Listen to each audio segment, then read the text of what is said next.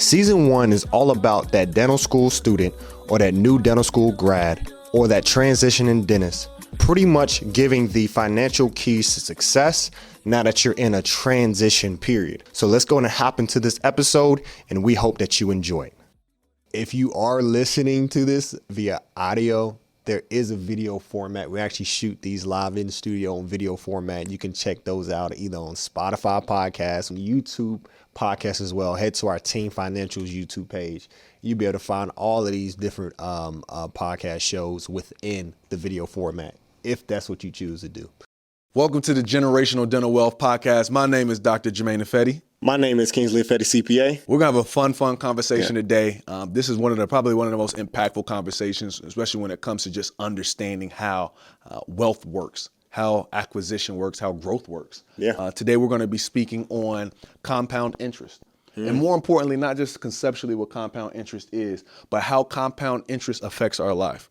So today, we're going to be speaking on compound interest and how it affects dental lives. Yeah, no, I agree. And we'll hop into it. You realize, we look at our life on a time continuum, and you realize, and you can look back on certain points and identify, this was a time where it kind of set me up for the next time and the next time and the next time. And sometimes we look at life in fragments, man. So I think this episode is really going to help us look at life, not just in fragments and sections, but as a holistic journey, man. This one's going to be a fun one. But before we hop into it, man, what do we have going on this weekend? I always like to kind of start with. For sure. Yeah. For sure, man. We're going to the state fair, man. So North Carolina has a pretty big state fair that happens in our capital, Raleigh, North Carolina. So that's usually a really, really good time. Yesterday, we had a health fair with the AMPA Association. Shout out to AMPA. That's the American Nigerian Physicians Association. That includes medical doctors, pharmacists, dentists, anybody of Nigerian origin who practices within medicine. So it gives us a good way to be able to create impact on a local level, but as well as a international level. We're already starting to look at the international mission trip in April to Nigeria. Last year, it was in the state of Benin in Nigeria. This year, I believe they've solidified where it's going to be. So it's just an exciting time just to be around so many other medical practitioners. Just be able to learn from them. So one doctor I met in particular, he's a cardiologist here of Nigerian descent. He was the first black cardiologist within Charlotte. Wow. So he ended up forming a group. Him and 3 others, they ended up building up a group of 4 black cardiologists here in Charlotte, North Carolina. They ended up merging with a white group of cardiologists, 8 of them, and they came together and understood the vision on how we can help patients holistically and formed the first interracial cardiology group within Charlotte, North Carolina. They ended up growing that practice from 3 offices and 12 doctors to over 50 doctors in 7 to 8 locations within the Charlotte metro region. Wow. From there, they ended up selling to a larger group within Charlotte. Now it's known as Novant Health, but before it was known as something else, and they grew and became the group they were in. And he ended up going back to get his MBA and ended up quitting whole medicine as a whole and moving into more of a higher level, like trying to figure out systemizations within healthcare. So just being able to see how different people move and shake within healthcare and understanding that, you're a practitioner today, you're a frontliner today, but that does not mean that you can't identify an issue within healthcare and find ways to solve it from a global perspective. I had a good time yesterday as well, man, at the event. So it's going to hop into it, man. Let's hop into it, man. Yeah. So this is going to be a fun conversation, just really understanding that life has decisions and that every decision compounds, right? Yeah. So for a quick recap of what compound interest is, right? Basically, let's say if someone takes out a loan, and let's say the loan is 5%, right? That means every year you're paying 5% on that loan.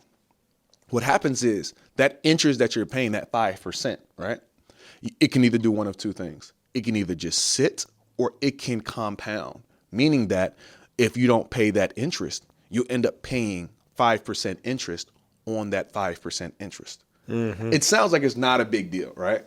But does anybody know who Albert Einstein is? Yeah. One of the greatest minds to ever walk this earth. And he was asked about compound interest. And he described compound interest as one of the most powerful forces in this universe. He said, and I quote, "Compound interest is the 8th wonder of the world. He who understands it earns it, and he who doesn't pays it. Kingsley, I want you to talk about that statement a little bit because we discussed that one, man. What does that mean to you? He who understands it earns it, and he who doesn't pays it when it comes to compound interest. Man, I think you can be on two sides of the same coin, right? When we're talking about interest, and when we're talking about interest, we're really talking about decisions in life and how compounding those decisions can be at your ultimate for your ultimate goals. How I see that is, when you understand, and you're on the right side of this coin, right? You can use this concept as a way to exponentially grow or exponentially get to where you're trying to get quicker or even achieve better results, right? Because you're using the results of yesterday as a springboard to the results of tomorrow. That's when you understand it. But when you don't understand it, right, and one day you're taking a day off, or the next day you decide you don't want to show up to class, or the next day you say, hey, you know what, I want to go out tonight instead of study.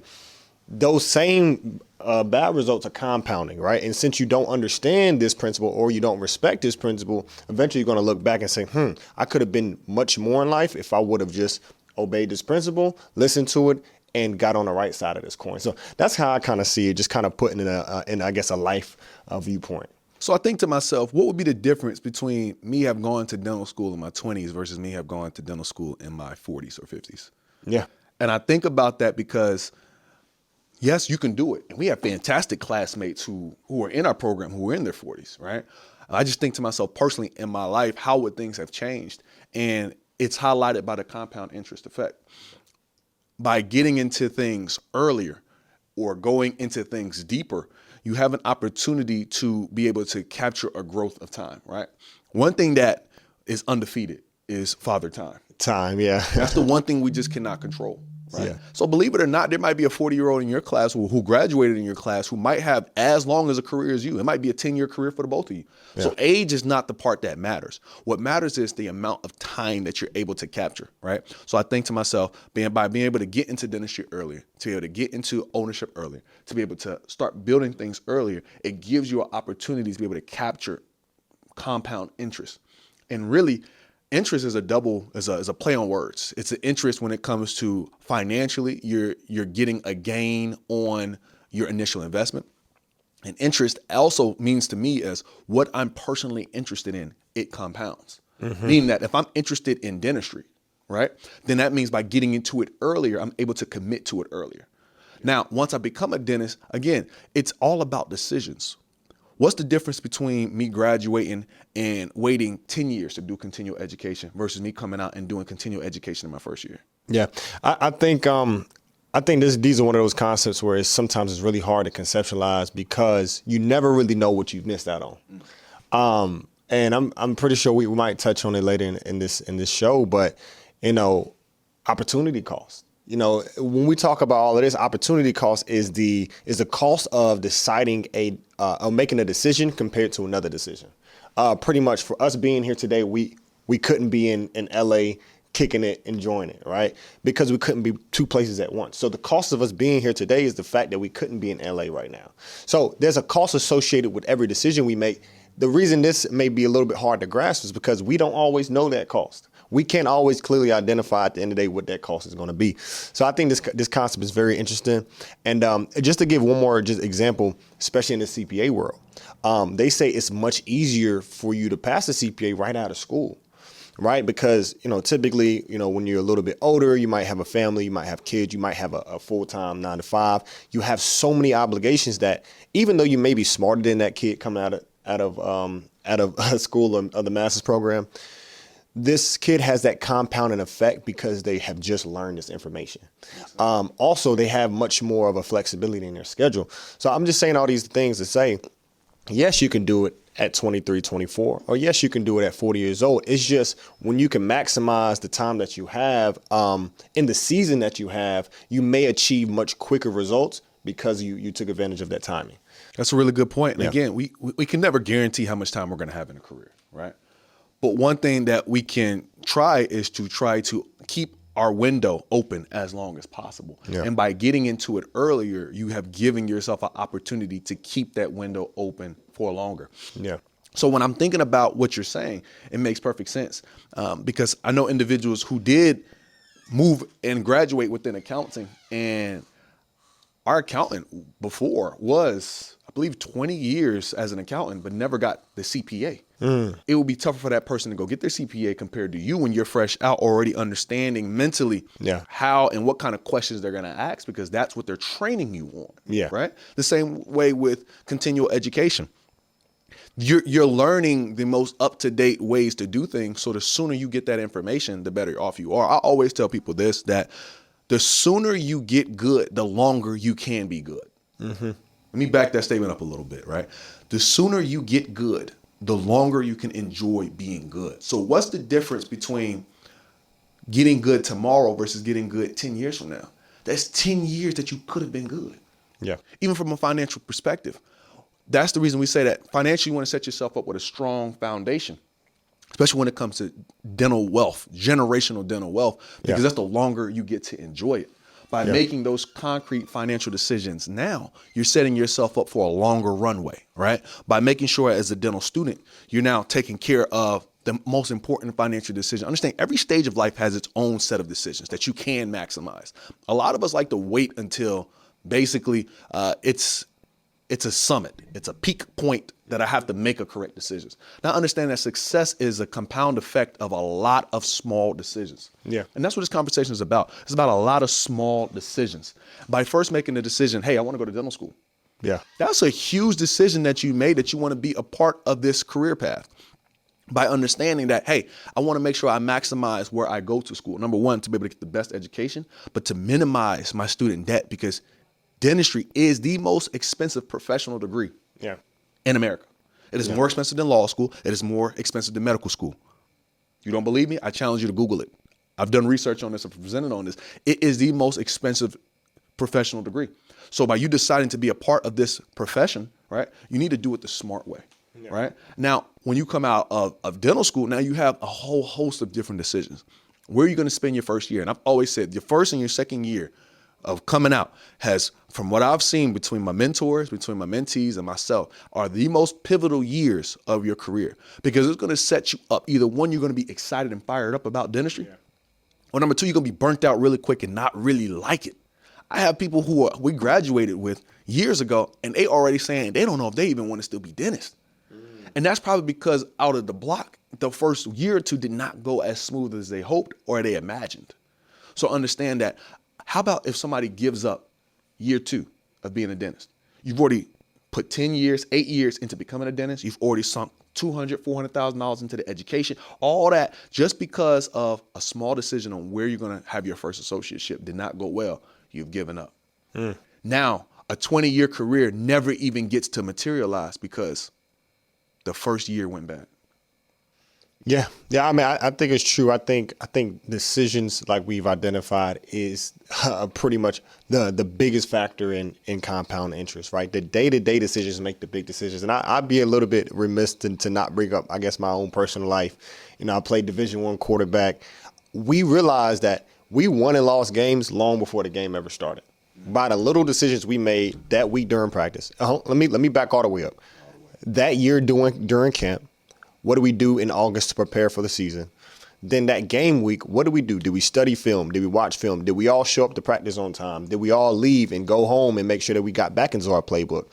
Did, the coaches prepare? Did the staff prepare? Did I prepare as a quarterback to make sure we go win this game? By the time the clock starts and the ball is put down, the game is won and already lost. I mean, you typically, unless you're talking about maybe a few inches, I mean, the game is already won. So I think, even in that there was a compounding effect. When we started off camp right in August, typically we started off the first game right. When we had that, we had the momentum to go into the second week and the third week. And the next thing you know, we're putting together a really good season because we started at the beginning and we made good decisions throughout the year. So, I mean, as you speak, I kind of just hear that, life is not really won and lost in maybe one or two decisions, but over time, the many decisions that you're making is going to lead to that bigger result. And it's going to continue to multiply. The interesting thing about compound interest is not addition, it's multiplication.